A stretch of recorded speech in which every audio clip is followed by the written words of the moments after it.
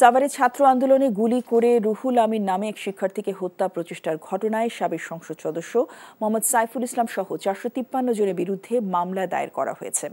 সকালে আশুলিয়া থানায় এই মামলাটি দায়ের করেন রাজবাড়ীর পাংশা থানার পাটরা গ্রামের রুহুল আমিন।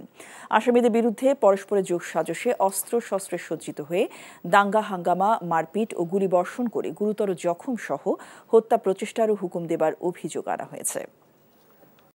টাকা চুরির জন্য যদি আমার গলায় জুতার মালা পরাইতে হয়, তাহলে আমার শালীর সাথে প্রতারণা করার জন্য তোর ফাঁসি হবে। দুলা ভাই, আপনার তো ঘর জামাই বইলা একটা পরিচয় আছে, আমার তো তাও নাই।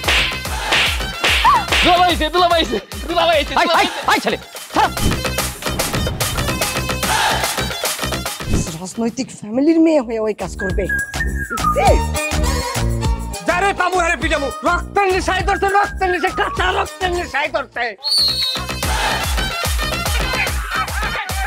তোমার এই পলিটিক্স আমার বাম পকেটে থাকে। আমি তখন বিয়ে করিনি। দুইটার আমি গুলি করে মারু। মাসুদরা কোনোদিন ভালো হয় না। আপনার পোশাক আশাক দেখে কিন্তু আপনার তালুকদার বংশের লোক মনে হয় না আব্বা, আপনার মনে হয় যে আপনি ফকির বংশের লোক।